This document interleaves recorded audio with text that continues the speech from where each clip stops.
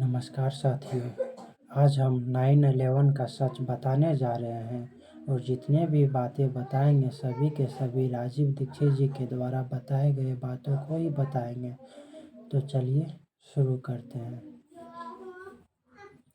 स्वामी विवेकानंद जी का व्याख्यान सुना। ये व्याख्यान शिकागो में हुआ था 11 सितंबर सन 1893 को।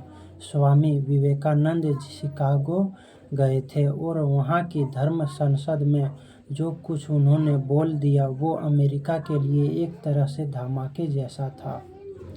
ऐसा लगता था कि स्वामी जी ने कोई बम फोड़ दिया अमेरिका पर, क्योंकि अमेरिका के सारे प्रोफेसर फिलॉसफी के, उनके धर्मगुरु सब परेशान हो गए थे और स्वामी जी के पीछे अमेरिका के लोग इतने पागलों की तरह से पड़ गए थे कि अमेरिका गए थे वो एक व्याख्यान देने के लिए। फिर 20 व्याख्यान स्वामी जी ने अमेरिका के अलग अलग विश्वविद्यालयों में दिए। वैसा ही एक धमाका अमेरिका में लगभग 107 साल के बाद हुआ था। 11 सितंबर 2001 को हुआ। स्वामी जी ने 11 सितंबर 1893 को एक धमाका अमेरिका में किया था भारत की तरफ से। इसी अमेरिका में 11 सितंबर 2001 को एक और धमाका हुआ था जिसमें अमेरिका के 2 टावर टूटे थे। ये जो दोनों टावर टूटे आप सब ने देखा होगा। जिस दिन ये टावर टूटे थे, राजीव दीक्षित जी उस दिन मीडिया के साथ बात कर रहे थे, तो अखबार वालों ने राजीव दीक्षित जी से पूछा था कि राजीव भाई, आपको क्या लगता है ये अमेरिका में जो 2 टावर टूटे गए, ये घटना सवेरे की है 8:30 बजे, 8:45 बजे के आसपास, और शाम को 3:30 बजे अखबार वाले सब आ गए और कहने लगे कि राजीव दीक्षित जी, आपकी प्रतिक्रिया चाहिए। तो उस समय कहा था राजीव दीक्षित जी कि टावर टूटे नहीं है, तोड़े गए हैं। तो पत्रकार ने कहा कि किसने तोड़े हैं, ओसामा बिन लादेन ने। तो राजीव दीक्षित जी ने कहा ओसामा बिन लादेन की इतनी औकात नहीं है कि वो 2 टावर तोड़ पाए। अगर उसकी इतनी औकात होती तो वो अमेरिका से छुपते हुए कहीं गुफाओं में नहीं रह रहा होता, वो सारी दुनिया के सामने ताल ठोक के खड़ा होता। तो एक पत्रकार है इंडियन एक्सप्रेस के, उन्होंने कहा राजीव भाई, आप किसके बारे में कहना चाहते हैं। तो राजीव दीक्षित जी कहा कि ये दोनों टावर जॉर्ज बुश ने ही तोड़वाया होगा या फिर अमेरिका की सरकार ही इसमें शामिल होगी। तो अखबार वाले कहने लगे कि कोई प्रूफ। तो राजीव दीक्षित जी ने कहा कि प्रूफ और डॉक्यूमेंट अभी नहीं है, क्योंकि सवेरे टावर टूटे और शाम को आप बात कर रहे हैं। थोड़ा मुझे समय दे तो मैं आपको प्रूफ भी दे दूंगा। अखबार वाले बोले कोई आधार बता दीजिए। तो राजीव दीक्षित जी ने कहा मेरे पास एक पुराना डॉक्यूमेंट है, वो दिखा देता हूँ। वो 1941 को एक डॉक्यूमेंट है और 1941 में आप जानते हैं कि विश्व युद्ध चल रहा था, सेकेंड वॉर चल रहा था। आप जानते हैं कि द्वितीय विश्व युद्ध 1939 से 1945 तक चला था और 1941 में अमेरिका के पर्ल हार्बर नाम के एक पानी जहाज के अड्डे पर जापान में बम गिराए थे। ये बात सारी दुनिया जानती है, लेकिन वो बम 1950 में जाकर पता चला कि 2 अमेरिकी पायलटों ने गिराए थे और जापान का नाम लगाया था, लेकिन वो बम अमेरिका ने ही गिराए थे अमेरिका के ऊपर और जापान का नाम लगा दिया। क्यों ऐसा किया अमेरिका ने? क्योंकि 1941 के युद्ध में जिस समय के ये घटना है उस समय जापान हावी था, क्योंकि आप जानते हैं कि जर्मनी और जापान दोनों एक दूसरे के साथ में थे और ब्रिटेन और दूसरे देश एशिया वगैरह एक तरफ थे। एक मित्र देश था, दूसरे शत्रु देश था। तो जापान और जर्मनी ऐसा लग रहा था कि ये युद्ध जीत जाएगा। अब डर ये पैदा हो गया था कि हिटलर शायद दुनिया का राजा बन जाएगा, तो इसलिए हिटलर को दुनिया का राजा बनने से रोकना है और जापान को तोड़ना है। इसके लिए अमेरिका ने जापान पर एटम बम गिराने की योजना बनाई थी, लेकिन वो एटम बम जापान पर गिराना है उसके लिए कोई तो आधार होना चाहिए दुनिया को बताने के लिए कि हम जापान पर बम क्यों गिरा रहे हैं। तो अमेरिका ने यह खबर फैलाई कि जापान ने पर्ल हार्बर पर अटैक किया है, इसलिए अमेरिका जापान पर अटैक करेंगे और इस आधार पर जापान पर 2 एटम बम गिरा दिए, जिसमें 9 लाख जापानी तो एक ही दिन में मर गए थे और करीब करीब 90 लाख से ज़्यादा पिछले 50 सालों में मरे हैं। तो ये जो दुर्घटना हुआ 1945 को 6 अगस्त और 9 अगस्त को, अब 1950 में अमेरिका का राष्ट्रपति ने जापान के प्रधानमंत्री को एक चिट्ठी लिखी थी। वो चिट्ठी राजीव दीक्षित जी के पास थे। उस चिट्ठी में कहा कि वी आर वेरी सॉरी, हमें बहुत दुख है कि हमने आपके देश के ऊपर 2 एटम बम गिराए। वास्तव में आपने पर्ल हार्बर पर अटैक नहीं किया, वो अटैक वास्तव में जापान पर्ल हार्बर पर अटैक नहीं किया था। वो अटैक की योजना CIA के द्वारा बनाई गई और लेकिन हम मजबूर थे, आपको जर्मनी से दूर करना चाहते थे, इसलिए आपको तोड़ना हमारे लिए आवश्यक हो गया था। तो हमने बहाना बनाया था कि पर्ल हार्बर पर अटैक जापान ने किया, इसलिए अमेरिका जापान पर अटैक करेगा। वास्तव में आपने पर्ल हार्बर पर अटैक नहीं किया था। दुनिया को हमने जो फोटोग्राफ जारी किए थे हवाई जहाज से बम गिराते हुए, वो फोटोग्राफ में जापान के 2 नागरिकों को पायलट की सीट पर बांधकर बिठाया हुआ था, साथ में अमेरिकन बैठे हुए थे और दुनिया को चिट्ठी और फोटो दिखाए कि ये जापानी है जो बम गिरा रहे हैं। वास्तव में वो बम अमेरिकन ने गिराए थे। इसमें आपके देश का बहुत नुकसान हुआ है, हम आपके नुकसान की भरपाई कर चुके हैं, हम आपको मदद दे चुके हैं, आगे भी देते रहेंगे, लेकिन अब हमें ऐसा लगता है कि आपसे हम माफ़ी मांग ले, क्षमा मांग ले। आगे के संबंध अमेरिका और जापान के अच्छे बनाने के लिए मैं एक योजना प्रस्तुत करूँगा और करता हूँ, और वो योजना ये है कि अगले 100 साल तक अमेरिका जापान की सुरक्षा करेगा और जापान के लिए आर्मी की कभी भी ज़रूरत पड़ेगी तो अमेरिका अपनी आर्मी देगा। आप कृपया हमें उसके लिए माफ़ करें। आपको याद है दोनों टावर बिल्कुल सीधा धड़-धड़ करके ऊपर से नीचे गिरा था। राजीव जी ने टाइम कैलकुलेट किया और CNN की लाइब्रेरी से वीडियो मंगाया टावर के गिरने का। एग्जैक्ट नॉर्थ टावर 8.4 सेकेंड में गिर गया था।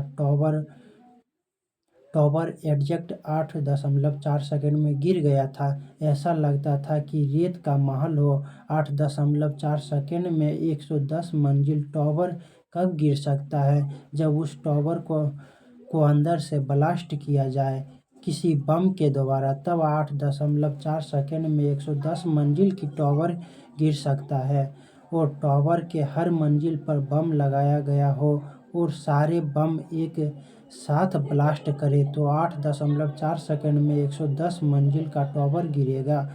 एक मंजिल की सामान्य ऊंचाई 10 फीट माने तो 10 फीट का माने 3 मीटर, तो 3 मीटर की ऊंचाई एक मंजिल की है तो 110 मंजिल 3 से गुना करे तो 330 मीटर ऊंचाई का कोई भी टावर गिराना हो तो कितना फोर्स का बम चाहिए और कितना उसमें RDX लगेगा, वो सब कैलकुलेशन राजीव दीक्षित जी ने किया तो पता चला कि कम से कम 440 बम होनी चाहिए, तब जाकर वो 8.4 सेकेंड में गिरेगा और वो 440 बम हर फ्लोर पर 4 बम होनी चाहिए और उनका कनेक्शन किसी मदर बम के साथ होनी चाहिए। मदर बम ब्लास्ट होते ही 440 बम एक साथ ब्लास्ट होने चाहिए, तब 8.4 सेकेंड में एग्जैक्ट टाइम निकलता है, पूरा टावर ज़मीन पे आ जाएगा। ये जो पत्रकार है पेन और टेलर थे, उन्होंने कहा कि हम आपके कैलकुलेशन को क्रॉस वेरीफाई करें। तो राजीव दीक्षित जी ने कहा यस करो। तो उन्होंने कहा किसी फिजिक्स के प्रोफेसर का मदद ले। राजीव दीक्षित जी ने कहा जिससे मदद चाहिए उससे ले लो। राजीव दीक्षित जी ने जिस आधार पर कैलकुलेशन किया वो सब के सब वो दोनों पत्रकार को दे दिए। राजीव दीक्षित जी भेज दिए। वो बेचारे दोनों पत्रकार 3.5 साल लगे रहे। 3.5 साल के बाद उनको 100 से ज़्यादा फिजिक्स प्रोफेसर ने कहा कि these are the best and correct calculation कि 8.4 सेकेंड में 330 मीटर की टावर गिराना पड़े तो इतना RDX चाहिए, इतना ग्लूटॉन चाहिए, जो RDX के साथ मिक्स करने वाला केमिकल है वो चाहिए, और 440 बम अगर होगा तो ये हो जाएगा। पत्रकार अब कहने लगे कि सबूत नहीं है। तो राजीव दीक्षित जी ने कहा सबूत भी मिल जाएगा, आप कोशिश कीजिए। तो दोनों पत्रकार 50 से ज़्यादा सबूत मिला, कोशिश किए पत्रकार तो 50 से ज़्यादा सबूत मिला दोनों पत्रकार को, और राजीव दीक्षित जी के पास भेजे, और वो आपको भी कुछ सबूत देखने को मिलेगा। वो सबूत देखने के बाद आपको समझ आ जाएगा कि प्लेन के क्रैश में टावर नहीं टूटा, बल्कि प्लेन का टक्कर ही नहीं हुआ टावर में। तो आप बोलेंगे कि हमने तो देखा प्लेन आया और टावर में घुस गया, लेकिन जो आपने वीडियो देखा वो सिनेमा की ट्रिप फोटोग्राफी है, जिसमें आपने प्लेन को घुसते हुए देखा। रियलिटी में क्या हुआ आपको वीडियो में देखने को मिलेगा। प्लेन आया टावर के नज़दीक, लेकिन टावर में टच नहीं हुआ। उस प्लेन को चलाने वाला जो पायलट ऑफिसर था उसका इंटरव्यू राजीव दीक्षित जी के पास है, और उस इंटरव्यू में 7 मिनट का है, और उससे बात किया। उस पायलट को पूछा गया कि आप उस दिन फ्लाइट में थे। उसने कहा यस। आप कौन हैं? तो उन्होंने कहा अमेरिकन एयरफोर्स का पायलट ऑफिसर हूँ। तो आगे कहते हुए कहते हैं पायलट ऑफिसर से पूछा कि आपका काम क्या है? तो उसने कहा फाइटर प्लेन उड़ाने का मेरा काम है। तो 11 सितंबर 2001 को आप कहाँ थे? उन्होंने कहा न्यूयॉर्क सिटी पर उड़ रहा था। क्या कर रहे थे? तो प्लेन उड़ा रहा था। क्यों उड़ा रहे थे? तो वो कहता है कि उस दिन हमारा ड्रिल था। ड्रिल मतलब आप समझते हैं युद्ध का अभ्यास होता है। उन्होंने कहा हमारा ड्रिल था कितने घंटे का? तो पायलट ऑफिसर कहता है कि 3 घंटे का ड्रिल था। टाइम क्या था? सुबह 6 बजे से 9 बजे तक। तो सुबह 6 बजे से 9 बजे तक आप जब ड्रिल कर रहे थे तो आपके साथ और कितने प्लेन थे? तो उसने कहा कि 182 प्लेन थे, पूरे अमेरिका में ड्रिल पर थे। हम लोग और मेरा प्लेन न्यूयॉर्क शहर के ऊपर था, और उस समय मुझे अचानक से एक आदेश आया 8:35 के आसपास कि आपने प्लेन को ट्विन टावर्स की तरफ मोड़ो, और दूसरा आदेश आया कि टावर के नज़दीक लेके जाओ और प्लेन को निकालो। टावर हिट नहीं होना चाहिए। और कहता है कि पायलट ऑफिसर कहता है कि मैंने आदेश का पालन किया, तो फिर ये टावर कैसे गिरी जब प्लेन हिट नहीं हुआ? तो उसने कहा कि टावर मैंने पहले ही गिरते हुए देखी। जब मैं प्लेन लेके जा रहा था तो उस समय मुझे कुछ आग का गोला दिखाई दिया। अंदाजा पायलट ऑफिसर बोलता है कि शायद 94 या 95 फ्लोर पर मैंने देखा एक बम ब्लास्ट हुआ है। उसके बाद वो टावर गिरना शुरू किया। अब ये पायलट ऑफिसर जॉर्ज बुश के लिए खतरा बन गया तो अमेरिका सरकार जॉर्ज बुश को मरवा देगी। इसीलिए अमेरिका छोड़कर अब फ्रांस में रह रहा है जॉर्ज बुश। उसने राजनीतिक शरण ली हुई है क्योंकि अमेरिकन सरकार उसको मरवा देगी। फिर उस पायलट ऑफिसर के बाद एक दूसरा ऑफिसर है जो अमेरिका में एक डिपार्टमेंट होता है, फायर डिपार्टमेंट। इसके सबसे बड़े ऑफिसर को पूछा गया कि आपको आदेश कब आया कि टावर के पास जाना है और अपना काम करना है? तो ऑफिसर कहता है कि हमको आदेश 8:45 बजे मिला। तब तक टावर गिर चुकी थी। लेकिन जब आप टावर के पास गए और आपने आग बुझाने के लिए अपना पानी का फुव्वारा शुरू किया, उस समय आग जल रही थी? तो उन्होंने कहा, आग नहीं जल रही थी। तो आपने पानी फेंका? हाँ फेंका। कहाँ फेंका? ज़मीन पर फेंका, क्योंकि टावर गिर चुकी थी, इसलिए ज़मीन पर ही पानी फेंका। और कचरा उठाया आपने? तो ऑफिसर बोलते हैं कि हाँ मैंने कचरा उठाया। उस कचरे में आपको प्लेन का मटेरियल मिला? तो कहता है कि प्लेन का कोई मटेरियल नहीं मिला। ये है हैरान करने वाली बात।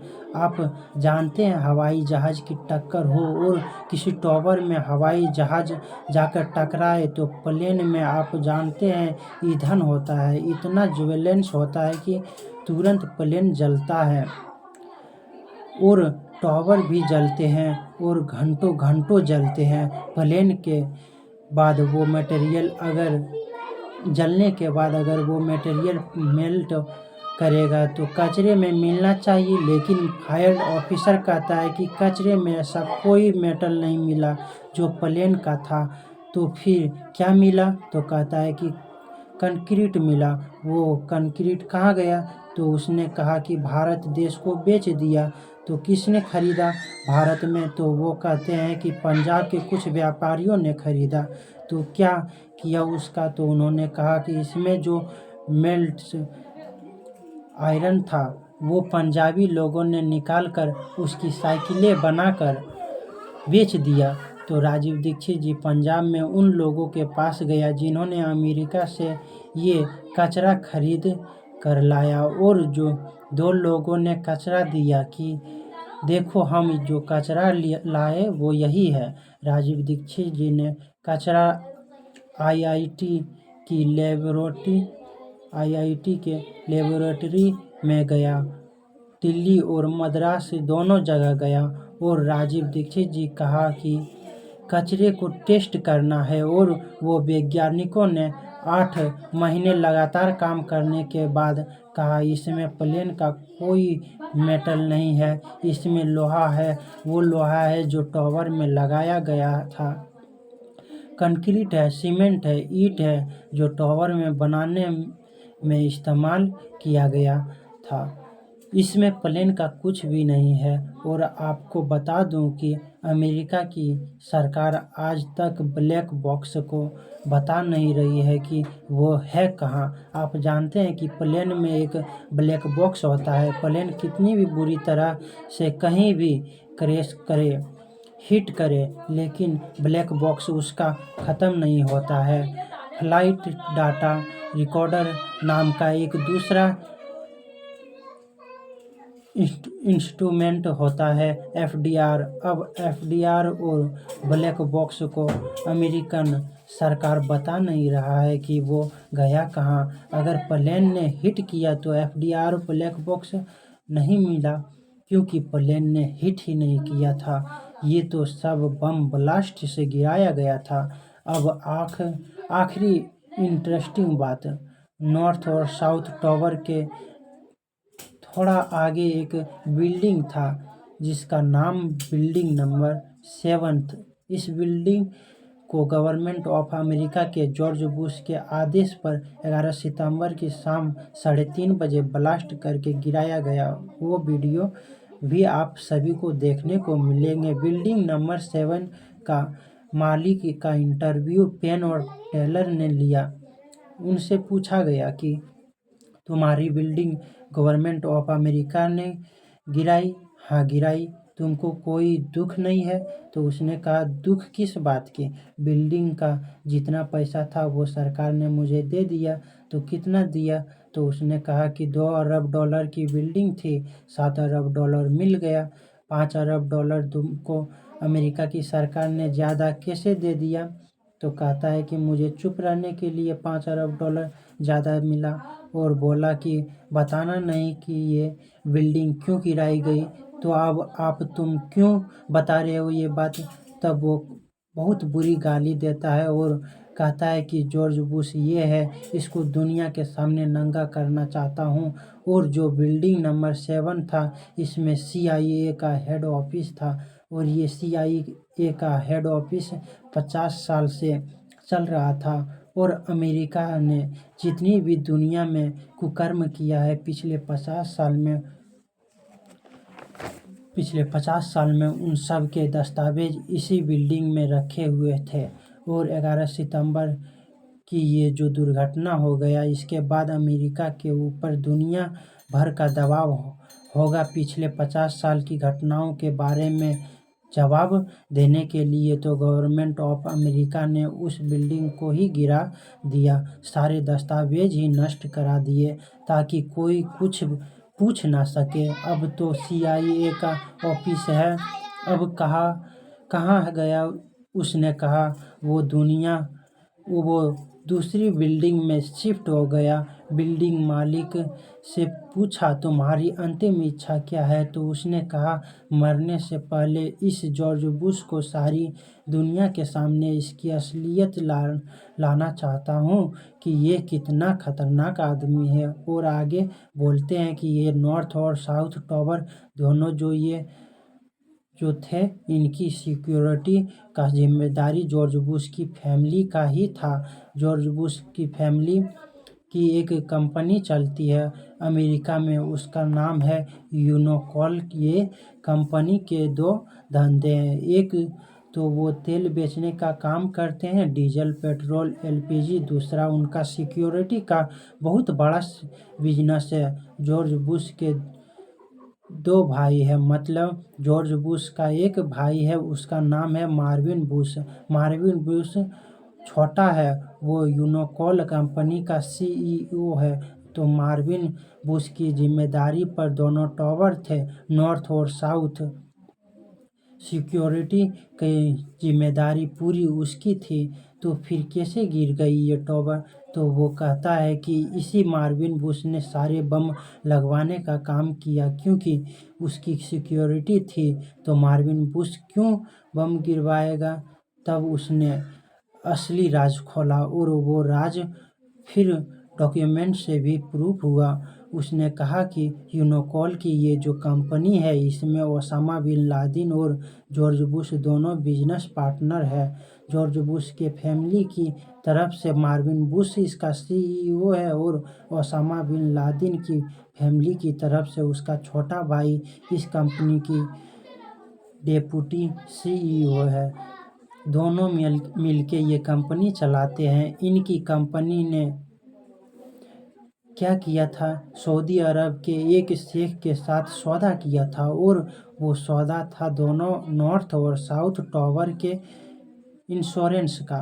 गवर्नमेंट ऑफ अमेरिका ने नॉर्थ और साउथ टावर को बेचा था। 5 सितंबर 2001 को सौदा हुआ। राजीव दीक्षित जी के पास सौदे की कॉपी है, वो भी डॉक्यूमेंट्स में है।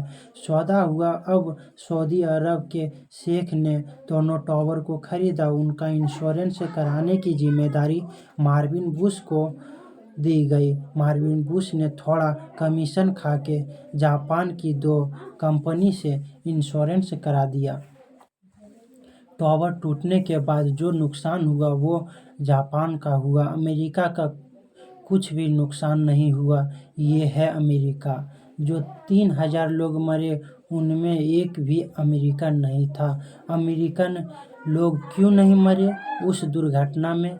क्योंकि अमेरिका के जो लोग उन टावर में काम करने के लिए जाते हैं उन सबको उस दिन छुट्टी पर भेजा गया 11 सितंबर 2001 को, और छुट्टी देने का आदेश राष्ट्रपति के घर से आया कि जितने भी वाइट अमेरिकन हैं सबको छुट्टी है 11 सितंबर को, कोई यहाँ नहीं आएगा। इसलिए जो बाकी लोग मरे वो सब हिंदुस्तानी थे, पाकिस्तानी थे, बांग्लादेशी थे, जो दोनों ट्विन टावर्स में झाड़ू लगाने का काम करते थे, पोछा लगाने का काम किया करते थे, सफाई करने का काम किया करते थे। जो 3000 लोग मरे वो ये सब मरे थे। बिल्डिंग का मालिक लेरी सिल्वर स्टील इससे पूछा कि एक भी अमेरिकन मरता तो उसने कहा जॉर्ज बुश की खटिया खड़ी हो जाती। इसलिए कैलकुलेशन करके ये तय किया गया कि एक भी अमेरिकन नहीं मरना चाहिए, और नॉन अमेरिकन मरता है तो कोई फर्क नहीं पड़ता है। अब ये खेल का अंतिम उद्देश्य क्या है? क्यों किया आपको पता है कि डीजल, पेट्रोल, एलपीजी बनाने के लिए कच्चा तेल चाहिए। कच्चा तेल दुनिया में जहाँ जहाँ मिले अमेरिका उसको लेना चाहता है। तो अफ़गानिस्तान नाम के देश में बहुत कच्चा तेल है। ये बात 2001 में जनवरी के महीने में पता चली। अफ़गानिस्तान को हम लोग मानते हैं कि एक सूखा प्रदेश है, लेकिन सैटेलाइट ने बताया कि उसी ज़मीन के नीचे बहुत तेल छुपा हुआ है और बहुत गैस है। तो जैसे ही ये पता चला कि अफ़गानिस्तान में गैस और तेल का भंडार है, उसी दिन से अमेरिका का नज़र लगी अफ़गानिस्तान पर कि ये अफ़गानिस्तान तो हमारे कब्ज़े में होना चाहिए।